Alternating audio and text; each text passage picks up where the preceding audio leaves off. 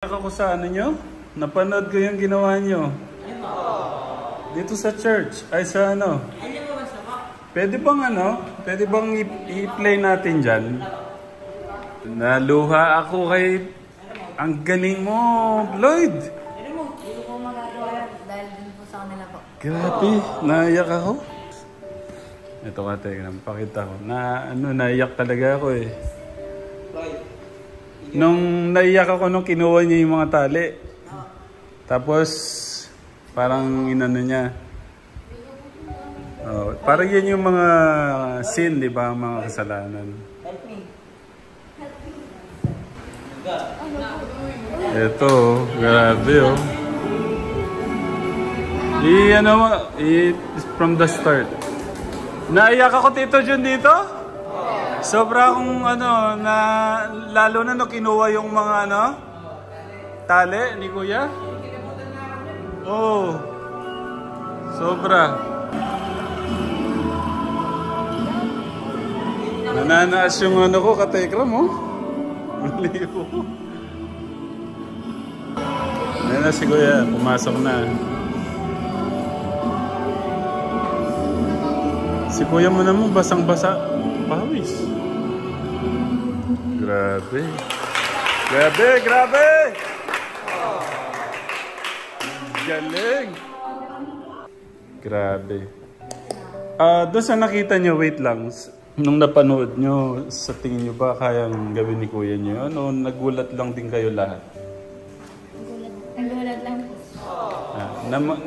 Ano lang talaga kayo? Nagulat din kayo, Kuya Khalil. Si Kuya Khalil kaya mo yon? Yung ginagawa ko nito, para sa akin po, hindi dahil po... Iba level eh, no? Opo. Kasi parang mangunguna yung hiya, yung takot. Yung ginawa mo, Lloyd, ang galing talaga. Sige, naputol ko yung ano mo. Ayun, sir. Yung para sa akin po kasi, hindi ko po yung magagawa dahil mahihayin po akong tao. Ayoko po yung parang masyadong pong... Parang OA po, parang gano'n po. Ayoko pong ginagawa. Hindi yun oo yun, ha? Hindi po, hindi po parang sinasabi ko na OA yung ginawa ko po. Dahil napakaganda po talaga. Pero yung para sa akin po, ayoko po masyadong nag-a-act. Para po sa akin. Pero yung kay Kuya Floyd po talaga napaka-outstanding. Oo, Grabe. Grabe. Palakpakan naman sa... Si Renzo. Sa tingin mo kaya mo yun? Po, hindi po. Kasi po, Kaya? Minado ka! Oo. galing po, pag di po namin kasama sila Kuya Luis, sobrang galing po talaga yun. Kahit po sa pag-pray po kasi napakagaling po. Oo, na-miss nga din ako kanina. Ngayon ka, Tekra, mas nakikilala ko na sila. Tapos sabi ko, gusto ko ikaw marinig ko mag-pray. Grabe. Ibang level yung mga kaibigan pala ng mga anak Little ko. pastor po yan sa church. Little pastor. Kaya mo ni pastor. Pagka nga pupunta na sana ako. Nung nagbisita ako kila Kuya Renzo Katekram, tutuloy na sana ako kila Sabi ko parang nahiya si Kuya Floyd, kaya nabuti ko na umuwi muna. Anong masasabi mo sa performance? Napakagaling po. Nung nakita mo, dito mismo. Kasi doon hindi nyo po, parang hindi po magsisync sa ano nyo eh. Ngayong nakita nyong mas Unang-una tignan mo ako, kinilibutan ulit. Pero napanood ko na sa taas. Sa taas naman, naiyak din ako. Pero nang mapanood ko pa, sobrang galing po pala. Oo. Parang artista na, no? Si Kuya Arven, ha? Ito mong babo. Bakit? Nahihilo daw po. Okay, balik tayo doon. Okay, si Arven, tama? Kaya mo? Ay, hindi po. Masyado po siyang maligsi. Then hindi ko po kaya yun dahil... Kaya mo! Wait lang, bago ako magsalita. Sabi ni Kuya Floyd kanina, hindi mo magagawa yun kung wala sila. Bakit? Kasi po, yung lahat po ng mga members po, may mga mahalagang gampanin po. Hindi naman po namin magagawa po nila, Kuya Luis po. Hindi po dahil sa kanila po. Hindi naman po namin ma-hack yung kanilang character po namin. Dahil nandun din po sila. So, naniniwala po ako na kaya din po nila. Basta maniwala din po sila sa Panginoon. Grabe, na-miss talaga ako sa lahat. Ano yan, Arvin? Hindi ko po kaya. Pero kakayanin ko po dahil meron naman po akong tiwala sa sarili ko. Hindi kay Kuya Floyd din po, kinaya niya. Kahit kinakabahan siya. Kinakabahan po siya kanina. Tsaka po si Kuya Luis sa pagsigaw niya po. Kala ko po ayaw, tatawa po siya. Pero Hindi, kasi practice po tayo. Hindi po talaga ako sumisigaw po. Parang sabi ko po, ano po, sa ano na lang po, sa live mismo po ako magsisigaw. Para yung lakas po. Babalik ako sa iyo, nak. Wait lang. Na-excite din ako sa part na yun kasi nagulat din ako kay Kuya niyo eh. So okay na ako kay Kuya Arven. Kay Kuya Lester. Hindi ko po makakaya. Kaya? Kakayanin ko po yung nandito po si Kuya Floyd at yung Panginoon po. And makakaya ko rin po yun dahil po sa tulong ng Panginoon. Anong masasabi mo doon sa ginawa ni Kuya Sobrang Floyd? galing niya po. Galing, di ba? Okay, palakpang naman si Kuya Lester. Ito yung bago kasi kaya... Jericho. Jericho. sa akin po hindi ko, kaya ko po. Oh. Para po sa Panginoon. Andrew. Kakayanin ko po dahil po para po sa Panginoon yan. Okay, palakpakan naman ninyo. Pero ano masasabi mo doon sa nakita mo kay Kuya Floyd? Nakakagula po kasi iba po yung ginagawa niya po sa church. Okay. Parang ginagawa sa church? Actually po ano na eh, parang sa church po hindi po ganyan yung gawa po na. Yung practice nyo. Parang ano lang po kami, simple lang po, parang hindi po namin. Parang laro-laro lang kayo. Best. Okay. Si Kuya Reynor. Kaya po. Kung kaya niya po, kaya ko din po.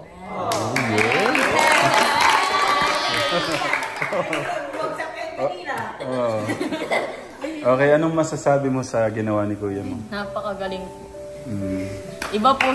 Iba po yung ginawa niya sa diyan po sa video kaysa po sa practice. Ba't mo ginawa yung best mo, Kuya Floyd?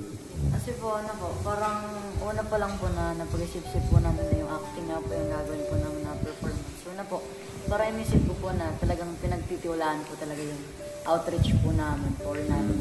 Dahil tatlo po ata yung nag-perform po na outreach siya. Napakadami pong ministries po. Pero yung mapanigi po, yung isa po sa mga napili. Then isa din po sa... Grabe pag nagsasalita siya, isa din po sa factor po is parang yung pananaw ko po is nagpa-perform po kami. Not for entertainment po or para po sa mga tao. Pero nagpa-perform po na para po sa Diyos po. Tama. Palakpakan nyo naman siya. Ilang taon ka na, Kuya Floyd? 13 na po. 13. Ba't nag-birthday ka ba kailan? Noong November pa po, last. Okay. Kala ko kahapon nag-birthday ka kaya sinabi mo 13 na po. Okay na. Ba't mo ginalin? Gabi din nung ano mo. Hindi ko naisip na na magagawa. Kaya yung ano ko eh. Yung pagkuha niya nung mga tali, yun yung mga kasalanan eh. Tapos nagganon si Kuya. Parang Superman, sabi ko. Ano po kasi sabi po nila Teacher Resi. Nagpa-practice po kami, sabi ko, ayoko pong sumigaw dyan po sa church. Kasi naiya po ako. Kasi mga kasama po sila Angelica, si Teacher Rose. Naiya po, sabi ko, doon na lang po ako sisigaw sa may mismong basina po kasi doon maraming tao. Okay lang na sumigaw ako. Hindi ka masyadong dinig. Hindi po, alam ko pong madidinig po ako eh. Pero sabi ko, mas okay na po yung maraming makarinig. Para yung best ko po nandun pa. Tapos yung sa paggawa ko niyan, parang naisip po namin, parang kami po dalawa nakaisip, parang sabi po namin, parang opportunity po to. Parang sa dami-dami ng church, kami po yung nabigyan ng opportunity po na makapag-perform para kay Lord. Tapos may pakita ko. Kategram pagmamahal. Tapos yun, gaya na sinabi ni Kuya Floyd na ginagawa po yun para sa Panginoon. Pinagpaplanuhan po niya yung mga gawain po sa church, parang gano'n. Ang ganda din ng ni Kuya Floyd. Hindi natin ginagawa to para sa mga tao. Ginagawa natin dahil kay God. Palakpakan naman si Kuya Floyd.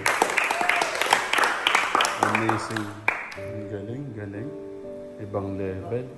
Sa kinakatayuan nyo ngayon at nangyayari sa buhay nyo, gusto ko magbigay kayo ng payo sa mga batang. Kahit very short lang. Floyd.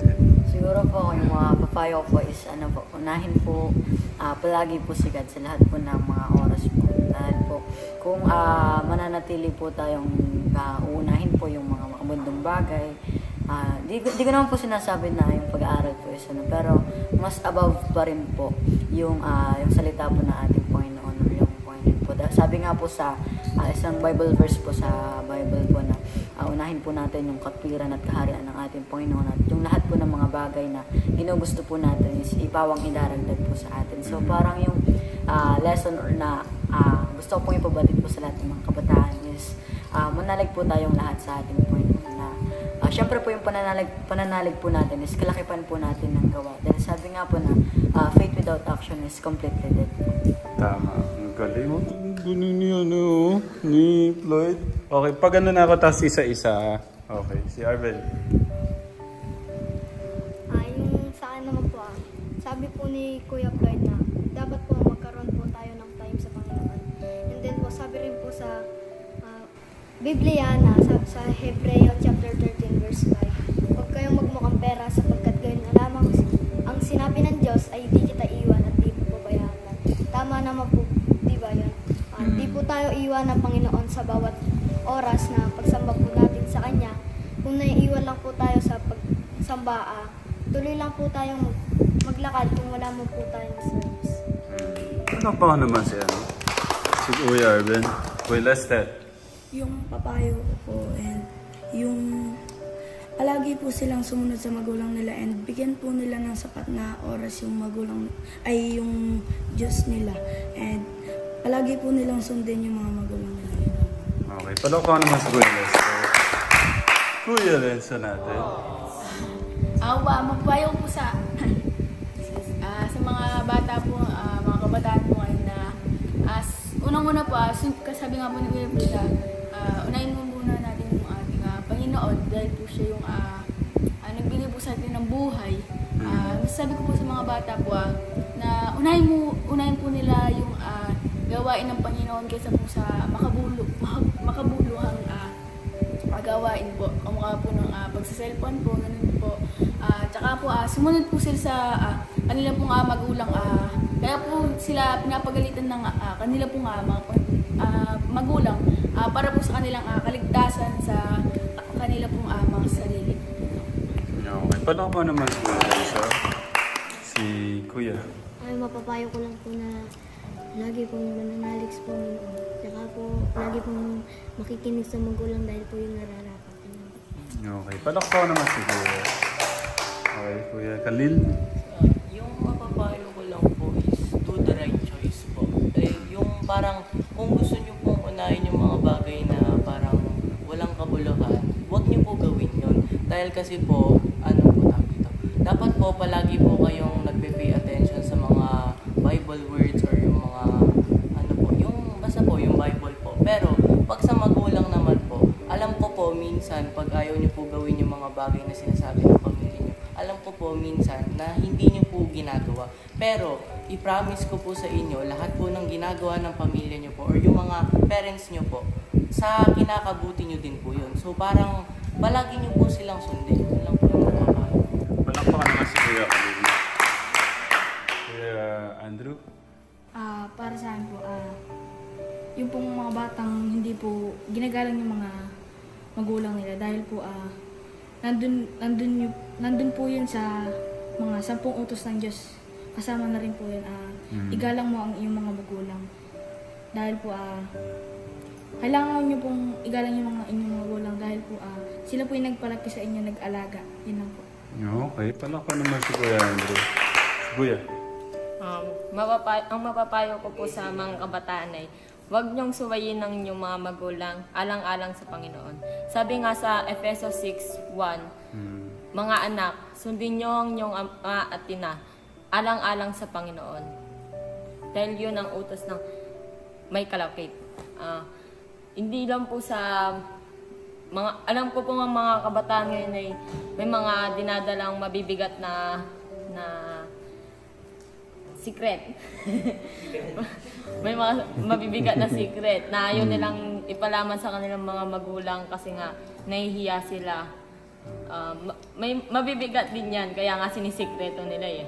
Ano kaya yung mabigat na mga sikreto na yan? Okay, ikaw ba? Anong sikreto mo? Meron ka ba sikreto? Wala. Okay. Alam ko naman mga good boy kayo eh. Tsaka po, hindi lang dahil meron ka nun, hindi mo na kayang tuparin yung mga sinasabi ng mga magulang mo, yung pinapagalitan ka nga nila, alang-alang naman sa iyo yun. Kasi mahal na mahal ka nila, hindi ka nila pababayaan. Kung di nila gagawin yun sa iyo, disgrasya ang hinaharap mo. No, palakpakan naman si Kuya. Nasa pala si Kuya? Naiglip ba? Tulog. Tignan mo nga Kuya para kasama doon sa ano. Amazing kids. Nak, ikaw naman. Payo sa mga kabataan. Yun, sa Panginoon, hindi pa huli yung lahat para sumampalataya kay God, manalig kay God. Yung theme nga kanina ng anniversary is pagsisisi at panunumbalik. Doon pumapasok yung repent, restore, tapos ano yung plate? Iba?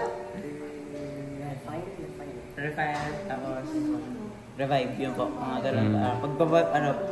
Pagbabalik kay Lord. So, sabi nga ng mga usher po sa mga church na hindi po ito yung una, tapos hindi din po ito yung huli. Pagkat ito pa lang po yung simula po ng pananampalataya po natin kay Lord.